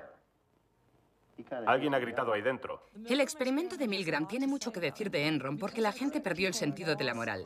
Con el experimento Milgram, una vez aceptas la idea de que no pasa nada si te comportas de forma inhumana, puedes hacer cualquier cosa. Y las descargas eran mayores a medida que el número de errores que cometían era mayor. No puede soportarlo. No voy a matar a ese hombre. El sujeto real le suplica al que hace de científico que pare. La única respuesta del científico es: el experimento exige que continúe. Por favor, continúe. Siga, por favor. ¿Asume toda la responsabilidad? La responsabilidad es mía, correcto. Por favor, siga. En cierto sentido, Skilling era casi como el científico que les decía a los sujetos que no pasaba nada, que aumentaran la corriente. 420 voltios. Es posible que el servicio de electricidad de California tenga que cerrarle el grifo a millones de clientes. Es la cosa más genial que he hecho en mi puta vida. Es de puta madre, sí. Pero este mola un montón. 435 voltios. Durante el apagón del miércoles, los bomberos tuvieron que rescatar a personas que habían quedado atrapadas en ascensores. Todo ese dinero que le habéis robado a todas esas pobres abuelitas de California. Sí, la abuela Millie, tío. Es la que no lograba entender cómo se doblaba una puta papeleta mariposa. Ahora quiere que le devolvamos el puto dinero que ha pagado por toda la electricidad que le has metido por el culo. 450 voltios.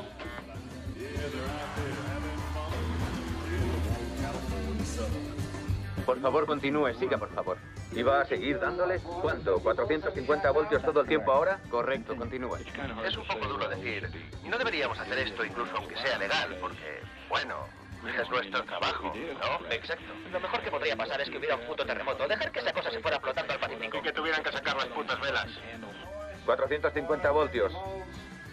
El descubrimiento de Milgram fue perturbador. El 50% de los sujetos estaban dispuestos a electrocutar a una persona, siempre y cuando las órdenes vinieran de lo que parecía una fuente legítima.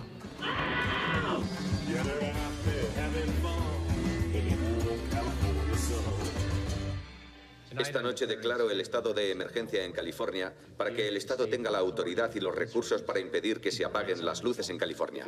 El gobernador, quien básicamente ha estado capitulando ante las exigencias de las compañías de energía y servicios, tiene que imponerse. Queríamos que el gobernador enviara a la Policía Estatal o la Guardia Nacional a tomar las plantas de energía por la fuerza y hacerlas funcionar de nuevo. No teníamos que tomar todas las centrales, solo necesitábamos hacernos con el control de una, así sabrían que iba en serio. Voy a recuperar esos 9.000 millones de dólares que Enron, Dinergy y Reliant nos han robado y os los voy a devolver. A pesar de lo que piense la gente de California, Enron está haciendo dinero a pesar de California y no gracias a California.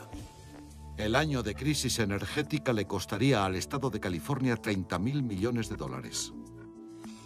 Los mercados de California son los mercados más regulados de Norteamérica en la actualidad. Y eso es lo que está causando el problema. California no liberalizó nunca. Enron compra acciones hoy. Muchas gracias. Estamos haciendo lo que es debido. ¿Ustedes son los buenos? Somos los buenos. Estamos del lado de Los Ángeles. No puedo evitarlo. ¿Sabéis cuál es la diferencia entre el estado de California y el Titanic? Están retransmitiendo esto y sé que me voy a arrepentir de lo que diga. Por lo menos el Titanic se hundió con las luces encendidas. Jeffrey Skilling, ¿cómo te sientes matando? Un alto ejecutivo de una de las mayores compañías de energía de Estados Unidos recibió anoche una estentoria bienvenida en San Francisco. Los manifestantes abuchearon al director general de Enron, Jeffrey Skilling, fuera y dentro durante su aparición en el club de la Commonwealth. Una de las manifestantes incluso trajo consigo una tarta de arándanos y se la tiró. ¡Policía! Ha ganado 132 millones de dólares. Nos han subido un 50% la electricidad. Los consumidores californianos están indignados y deben estarlo. Y si tuviéramos algo que ver con esto, seríamos la gente más estúpida del mundo. Trabajo para una organización. Todos los días llama gente diciendo que no puede pagar las facturas de la electricidad. Has ganado miles de millones gracias a California. ¡A la cárcel! Cuando empezó a crecer la ola de indignación pública, Ken Lay huyó y organizó una reunión de amigos, y supongo que tuvo un poco más de vista que nosotros. Invitó a Arnold Schwarzenegger. Se reunieron en el Hotel Península para almorzar. Las notas de esa reunión siguen sin aparecer, pero sabemos que el discurso de Ken Lay fue: tenemos que mantener el curso de la liberalización y el mercado se corregirá solo y todo saldrá bien. En ese momento no entendimos por qué estaba tan preocupado, pero ahora sabemos por qué. El hecho es que Ken Lay estaba allí porque sabía que Enron era un castillo de naipes. Y si la liberalización se iba al garete, Enron iba detrás. Pero Ken Lay tenía una carta en la manga. En plena crisis energética, su amigo George Bush se convertía en presidente. Yo, George Walker Bush, juro solemnemente... Yo, George Walker Bush, juro solemnemente... Ken Lay va a ser nombrado secretario de Energía. Venga ya. ¿No sería genial para todos los operadores del mercado? Sería fantástico. Me encantaría que nombraran a Ken Lay secretario de Energía. Ken Lay tenía fácil acceso a la administración Bush. El 17 de abril se reunió con el vicepresidente Dick Cheney y discutió acaloradamente contra la imposición de límites en los precios federales en California. Estamos haciendo todo lo que podemos para ayudar a California a corto plazo, pero no se puede hacer mucho. No podemos fabricar kilovatios en el ala oeste de la Casa Blanca. Estamos luchando con las manos atadas a la espalda. Ya no tenemos poder para parar esto. Si el gobierno federal no nos ayuda, estamos muertos. En esa época, Gray Davis era un posible candidato a la presidencia. Ken Lay sabía que eso podía dar a su amigo George Bush una razón política para oponerse a la solicitud del control federal de precios de California. Saben perfectamente bien que mi administración no cree que el control de los precios vaya a resolver el problema. Su opinión era que el gobierno federal no debe realmente implicarse. Este es un problema de California. Yo le digo con el debido respeto. Señor presidente, nuestra ley dice que el gobierno federal debe regular esto. Por lo tanto, es su problema. Y usted nombra funcionarios para la Comisión de Liberalización Federal. De manera que tuvimos una discusión civilizada, pero acalorada. Al final dijo, no puedo ayudarle en ese asunto. Como dije desde el principio de mi mandato, haremos lo posible por ayudar a California.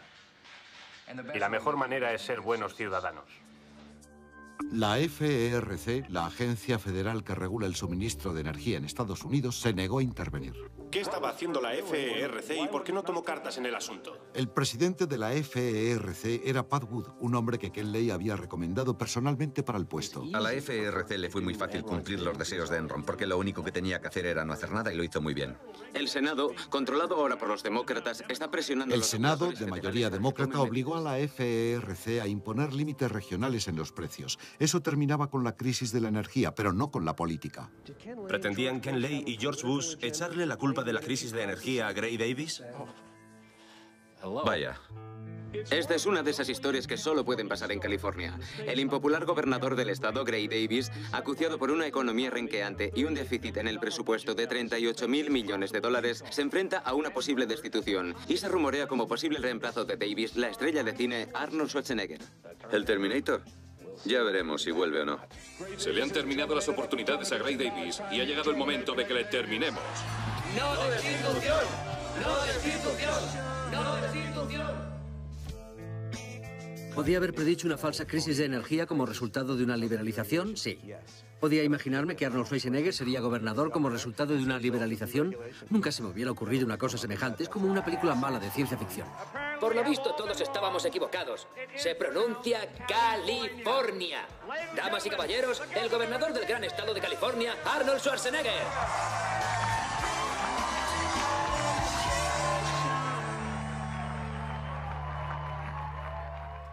El barco se hunde.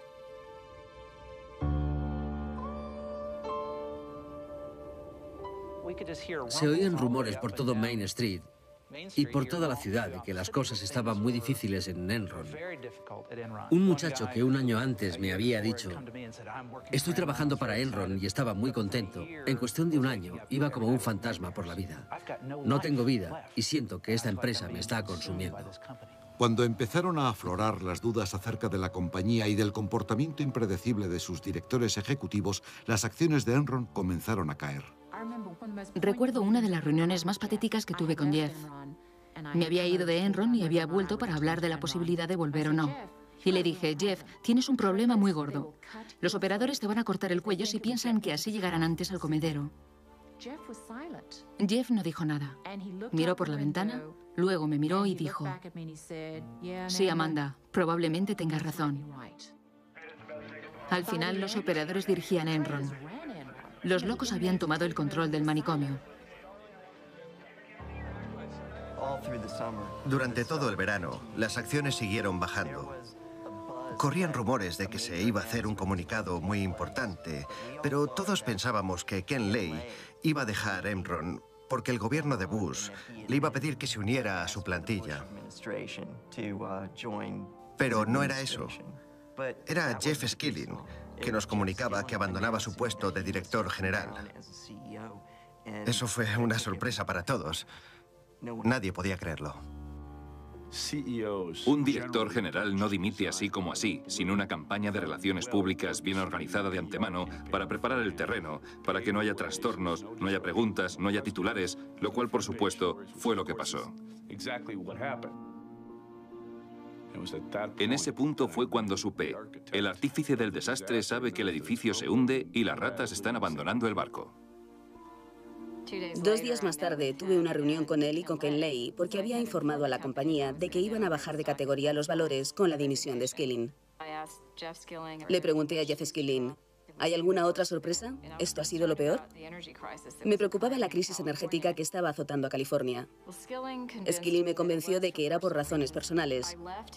Me marché de la reunión un tanto triste porque realmente se le veía preocupado por lo que él decía era un problema familiar. Parecía muy abatido. Y recuerdo que le dije a un inversor: si no está diciendo la verdad, entonces es bueno que deje este trabajo porque tendría que ir a Hollywood. Dejé Enron el 14 de agosto de 2001 por problemas personales.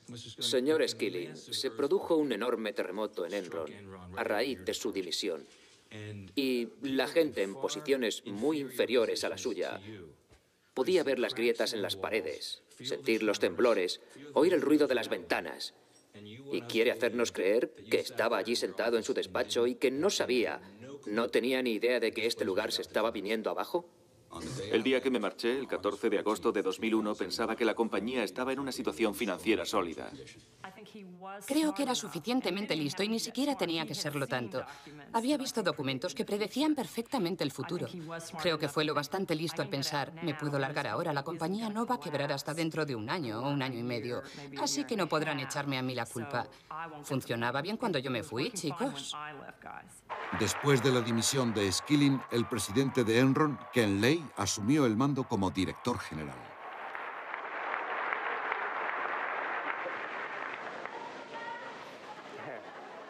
Vaya, no me esperaba eso. Pero gracias, muchas gracias. Bueno, estoy encantado de volver. Siento que Jeff haya dimitido. Fue un comunicado sorprendente que fuera a dimitir de su cargo de director general. Creo que en ese momento todo el mundo empezó a darse cuenta. Nos enfrentamos a una serie de retos, pero los estamos superando. Realmente pienso que lo peor ya ha pasado y el negocio va genial. No somos las únicas acciones que han descendido de valor este año. es solo que nos ha afectado un poco más que a otros. Si desaparecen algunos de los otros problemas, como California, como India, creo que lo peor ya ha pasado y estoy muy entusiasmado. El 14 de agosto de 2001, Jeff Skilling dimite de pronto. Y eso me indignó. Indignó a un montón de empleados. Nos sentimos realmente traicionados. Es como cuando un médico te receta un jarabe que ni él mismo se tomaría. Jeff abandona el barco. El día después de la dimisión de Skilling, Sharon Watkins envió una carta a Ken Lay. Empezaremos con la señorita Watkins.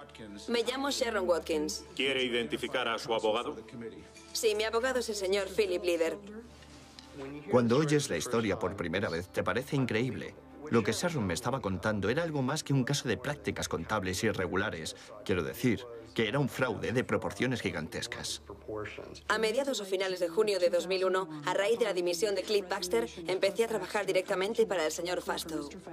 Se ha convertido en el delito corporativo del siglo. Me alarmó enormemente la información que estaba recibiendo. La información de Sharon Watkins empezó a dejar al descubierto las complejas sociedades de Fastow. Andy dejó a mi cargo una lista de activos. Y había cerca de una docena de activos que habían sido cubiertos con una de las entidades de Andy, las Raptors. Estaba trabajando en esta hoja de cálculo y no me cuadraban las matemáticas. No entendía nada, la contabilidad no llega a ser tan creativa. No podía creer que Arthur Andersen hubiera dado el visto bueno. No podía creer que tanta gente estuviera implicada. Detrás de las sociedades de Fastow había enormes garantías de los valores de Enron. Fastow había apostado el futuro de Enron confiando en que sus acciones no cayeran nunca. Mi primera reacción fue que debía advertir a Ken Lay. El día después de que Skilling se marchara, le envié una carta anónima de una página. Pero después de una semana tenía una reunión con Ken Lay.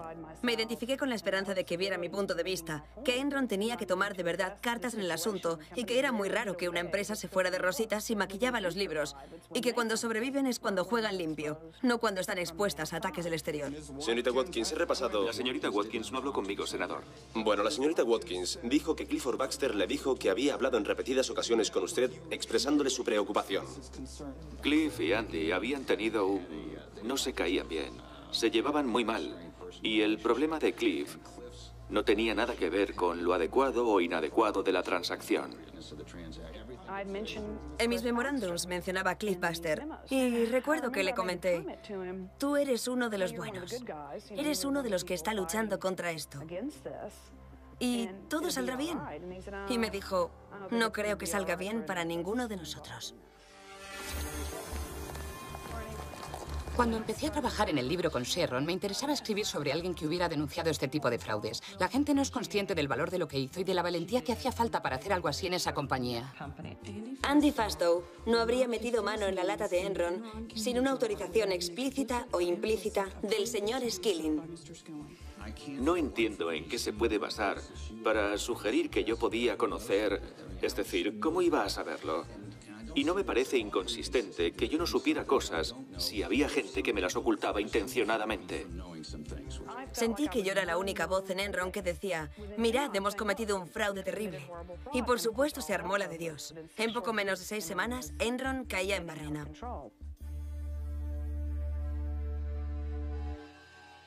Probablemente en unas circunstancias más normales diría algo más sobre el 11 de septiembre. Igual que los Estados Unidos están siendo atacados por el terrorismo, creo que nos están atacando a nosotros. Y en consecuencia, ahora tenemos la investigación de la Comisión de Valores. Una investigación informal. La Comisión de Investigación de Valores inició pesquisas cuando el Wall Street Journal desveló las operaciones turbias de Fastow. Enron anunció que habría enormes reajustes financieros. Los inversores empezaron a preocuparse de que los miles de millones de beneficios que profetizaba el sistema de valoración de inversiones a precios de mercado fueran realmente perdidos. Como pueden comprobar, los principios fundamentales de nuestro negocio son muy sólidos. Jamás han sido tan sólidos. Pero desgraciadamente, Wall Street no se está centrando en eso. Y dudo que ustedes lo hagan tampoco. Esta investigación les llevará mucho tiempo a nuestros contables y abogados.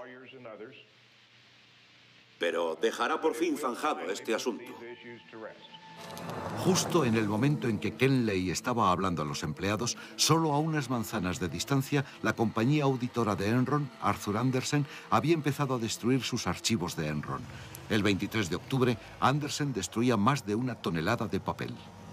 A pesar de los rumores, a pesar de las especulaciones, la compañía va bien, tanto desde un punto de vista financiero como operativo.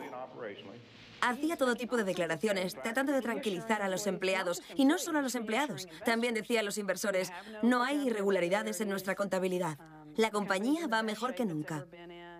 En cuanto a las acciones de Enron, vamos a recuperarnos. Vamos a recuperarnos. Está bien, es el turno de las preguntas. Tengo aquí unas cuantas. Me gustaría saber si te pinchas. Porque eso explicaría un montón de cosas. Si no, será mejor que empieces a hacerlo, porque va a pasar mucho tiempo antes de que volvamos a confiar en ti. Ciertamente no estaba nada claro para la gente de Enron, así que mucho menos para los de fuera. Nadie sabía en realidad lo que estaba pasando o lo que iba a pasar. Sé que hay un montón, que se ha especulado un montón sobre la implicación de Andy. La junta directiva y yo estamos seguros de que Andy ha actuado de la manera más ética y correcta. Al día siguiente, Andy Fastow era despedido cuando la junta directiva descubría que se había embolsado más de 45 millones de dólares con sus sociedades LJM. La cuestión, señor Fastow, es cómo podía creer que sus actividades pudieran ser de ninguna manera consistentes con sus deberes fiduciarios para con Enron y sus accionistas o con las nociones de sentido común de la ética corporativa y de la propiedad. ¿Qué responde a esto, señor? Señor presidente, por consejo de mi abogado, con todo respeto, declino responder a las preguntas acogiéndome a la protección que me brinda la Constitución de los Estados Unidos. Andy fue, en muchos sentidos, el chivo expiatorio. Todos los demás ejecutivos de Enron dijeron, ahí tienen a su hombre. Andy Fastow, él es el granuja. Él es el que ha robado a Enron y a LJM. Él es el que amañó los libros. Vayan por él. ¿Cómo va a declararse, señor Fastow? He pensado mucho sobre todo este asunto y no es posible que fueran solo unos pocos ejecutivos de Enron los que provocaron esto. Si piensas en los bancos que estuvieron implicados, Chase, Morgan, Citibank, los miles de millones en préstamos, Arthur Andersen y Vincent y Elkins, los abogados que nos representaban.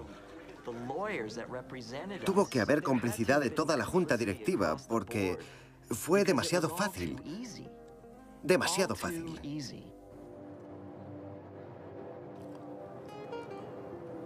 El colapso de Enron fue una enorme tragedia. Esta compañía tenía más de 30.000 empleados. Y está claro que con una compañía de ese tamaño, tienes un montón de empleados en puestos de poder en los cuales depositas una enorme confianza. Pero en este caso hubo por lo menos uno, Andy Fastow, que traicionó esta confianza hasta el punto de que yo no sabía lo que él estaba haciendo. Y obviamente él no me decía lo que estaba haciendo. Por lo tanto, no puedo asumir la responsabilidad de lo que él hizo. Jamás le oí decir asumo la responsabilidad por nada. Se parecía a la maravillosa película de Chicago. Me acordé de las marionetas y de las bailarinas y el claqué, y apuntando con la pistola. Es decir, todos bailaban al son que marcaba Johnny. Me apena mucho, y a mi familia, la pérdida de la empresa. Linda y yo hemos visto cómo se ha reducido nuestro valor neto de varios cientos de millones de dólares a algo menos de 20 millones de dólares netos. Y por supuesto, como usted ha dicho, aproximadamente $1 millón o menos de liquidez. No sé si prefiero que me disparen por bribón o por idiota. Creo que el único sitio para mí es el viaje de los sueños rotos. Mosques quiere decir el parque temático Enron, vamos. Enron hizo impacto en la psiquis nacional. Fue como una lección de perogrullo. Si algo te parece mentira, es porque a veces lo es. ¡Nos vamos a hacer ricos! ¡Nos recuperamos! Hogar de beneficencia. Fue maravilloso mientras duró. Creo que el fallo de Enron se debió al clásico pánico bancario. No mires ahora, pero algo raro pasa en el banco, George. En realidad nunca he visto uno, pero eso tiene todas las trazas de ser un pánico bancario.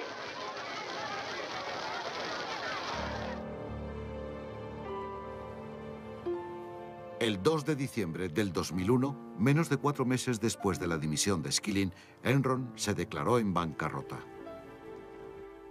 Recuerdo que fue un día extraño, un tanto surrealista. Nos enteramos a eso de las 9:30 de la quiebra y de que nos iban a despedir a todos. Todos nos sentimos como si estuviéramos en el Titanic y el último de los botes salvavidas hubiera desaparecido y estuviéramos en el barco que se estaba hundiendo. Teníamos 30 minutos para dejar el edificio y en ese momento ya no fue como estar en el Titanic, sino como estar en el Lusitania. Nos había alcanzado un torpedo y teníamos 20 minutos para salir de allí. Había mucha incredulidad.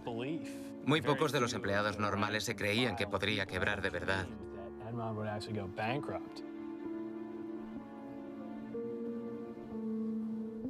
Entonces, de repente, era como una ciudad fantasma. Me acuerdo que entré en el viejo edificio anocheciendo. Subí a uno de los pisos y daba miedo. Había papeles por todas partes y no había nadie. Era fantasmagórico.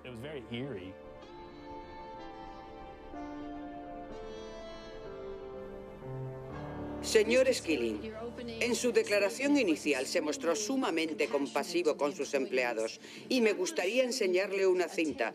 Creo que ya está lista. Escuche esto. ¿Debemos invertir todos nuestros planes de pensiones en acciones de Enron? Por supuesto. ¿No estáis de acuerdo, chicos? ¿Por qué había empezado a vender sus acciones antes de esa fecha, mientras les hacía pensar a los empleados que debían seguir comprando las acciones? Señora senadora, yo soy un accionista principal de la compañía Enron y puede interpretar la cinta de vídeo como mejor le plazca. Yo apoyaba a la compañía Enron. ¿Sabe lo que le pasó a esa gente? Lo perdió todo. Siento muchísimo lo que les pasó a los empleados.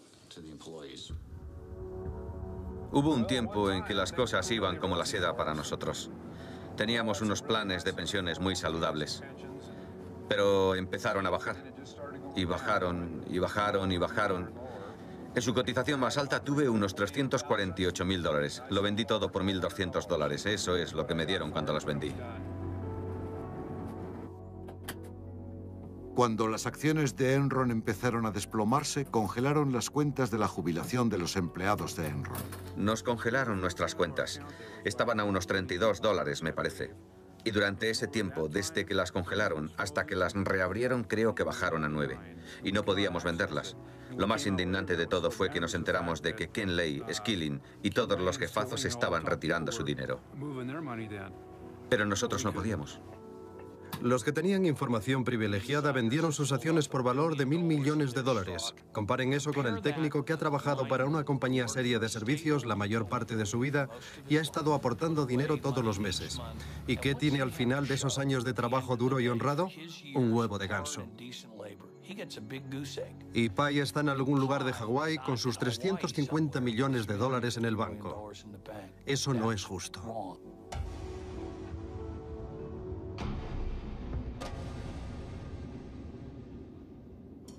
Esta ciudad todavía está muy indignada y dolida. Todavía sigo haciendo terapia 3 años después con algunas familias. Para los que son más reflexivos, el asunto ha calado más hondo y se cuestionan toda la cultura corporativa de este país. Verán, uno puede comerse el mundo entero y ganar todos los trofeos, tener el despacho de la esquina y todos los beneficios extra, y uno puede, de verdad, perder el alma en medio de esta vorágine. El 25 de enero del 2002, 7 semanas después de la quiebra de Enron, Cliff Baxter se suicidaba. Con la prensa acosándole porque en mis memorándum mencionaba su nombre y con la demanda por lo civil que tenía por haber vendido acciones por valor de unos 30 millones, supongo que todo esto fue demasiado para él. Creo que la nota de suicidio de Cliff lo dice todo. Allí donde antes había un gran orgullo, no queda nada.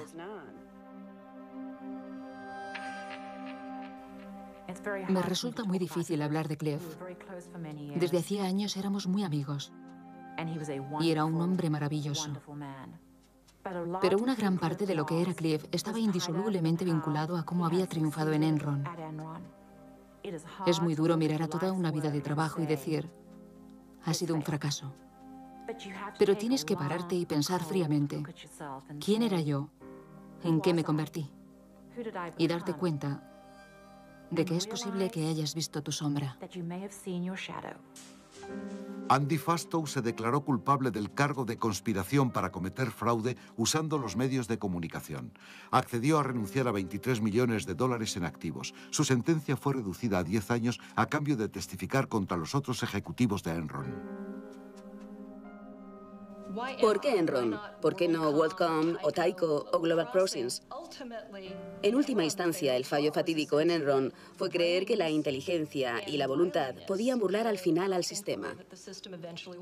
En el 2004, Jeff Skilling fue acusado de abusar de información privilegiada y conspiración para estafar a los inversores. Se declaró inocente y pagó a sus abogados unos honorarios de 23 millones de dólares por defenderle. No deberíamos considerar que Enron fue una anomalía, algo que no podría suceder en cualquier otra parte.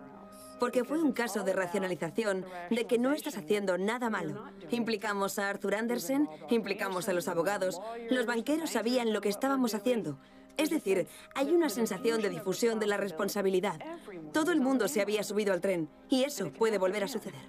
La auditoría de Enron, Arthur Andersen, fue condenada por obstrucción a la justicia. Con su reputación de honradez completamente destruida, la compañía de contabilidad más antigua de Estados Unidos cayó junto a Enron y 29.000 empleados perdieron sus trabajos. Los accionistas de Enron están demandando a la compañía y a sus bancos por 20.000 millones de dólares. Ken Lay también fue acusado por conspirar para cometer un fraude. Su abogado sostiene que nadie ha sufrido más las consecuencias de la caída de Enron que Ken Lay. Sois muy amables por haber venido esta mañana. Con el arresto de Ken Lay, las altas esferas de Enron tendrán ahora que dar cuenta de sus crímenes. Señor Lay, ¿tiene algo que decir? Más tarde lo haré. Pensar en Enron es como mirar a la otra cara de la moneda de algo con unas posibilidades increíbles, porque como la mayoría de las cosas que acaban mal, no empezó así. Empezó con un montón de gente que pensaba que iba a cambiar el mundo, y con el tiempo fueron víctimas de ese orgullo desmedido, víctimas de su propia avaricia. De manera que es como coger tanta promesa y potencial y ponerlo delante de un espejo y ver reflejada la otra cara de la moneda. Creo que la gran lección de todas ha sido lo que Enron les pedía precisamente a sus empleados. Es decir, pregunta por qué. Yo no me hice esa pregunta lo bastante. No se la hice lo bastante a los directores. No pregunté a mis colegas lo suficiente.